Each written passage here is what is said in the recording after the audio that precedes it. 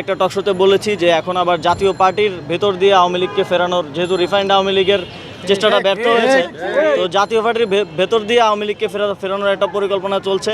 কিন্তু এরা জাতীয় পার্টি হচ্ছে একদম সুনির্দিষ্ট এবং চিহ্নিত ফ্যাসিবাদী। আমরা যে দেখেছি বিগত সময়ে কিভাবে আওয়ামী লীগের এই ফ্যাসিবাদী সংসদকে বারবার বৈধতা দিয়েছে জাতীয় পার্টি, কিভাবে ভারত থেকে প্রেসক্রিপশন এনে বাংলাদেশের তারা একটা কৃত্রিম সংসদ তৈরি করেছে, কৃত্রিম গণতন্ত্র দেখিয়েছে।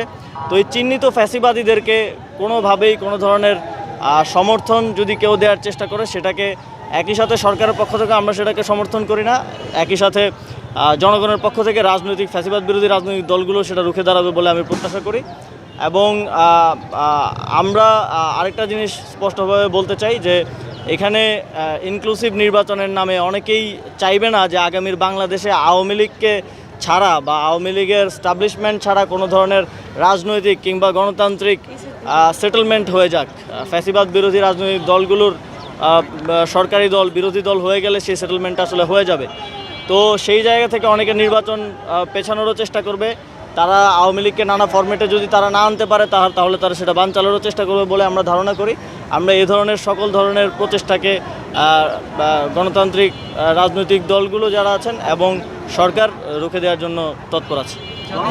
নিষিদ্ধের একটা দাবি হচ্ছে বিভিন্ন মহল থেকে। আপনি কি মনে করেন সরকারের অবস্থান থেকে, আপনি কি মনে করেন যে জাতীয় পার্টিকে নিষিদ্ধ কি? সরকার এ বিষয়ে কোনো অফিসিয়াল সিদ্ধান্তে এখনও আসেনি।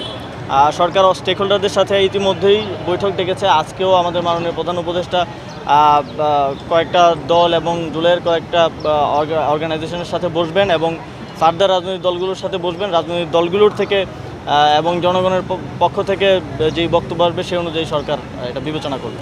গণঅধিকার পরিষদের পক্ষ থেকে এক ধরনের অভিযোগ করা হয়েছে যে সেনাবাহিনীর যারা হামলার সাথে জড়িত তাদের বিচার হবে কিনা সেটি নিয়ে তারা আপনার কি? সরকার একটা শক্তিশালী তদন্ত কমিটি করার বিষয়ে ভাবছে এবং এই ধরনের এটা তো আসলে কোনো রাজনৈতিক দলের কোনো সাধারণ কর্মীদের উপরে হামলা না, এটা একটা রাজনৈতিক দলের প্রধান নেতার উপরে হামলা। আমরা আওয়ামী লীগের সময়েও এই ধরনের ঘটনা আসলে ঘটতে দেখিনি, যেটা দুঃখজনকভাবে হয়েছে। এবং সেই জায়গা থেকে অবশ্যই যেহেতু অন্তর্বর্তীকালীন সরকার দায়িত্বে আছে, যেই করুক না কেন এই দায়টা সরকারের উপর বর্তায় এবং সরকারকেই এটার সমাধান করতে হবে। এবং এই বিচার করার মাধ্যমেই, এই হামলার বিচার করার মাধ্যমেই ভবিষ্যতে যাতে এই ধরনের ন্যাক্কারজনক ঘটনার কে ঘটানোর সাহস না করতে পারে সেটা নিশ্চিত করতে সরকার বদ্ধপরিকর। ধন্যবাদ। Thank you.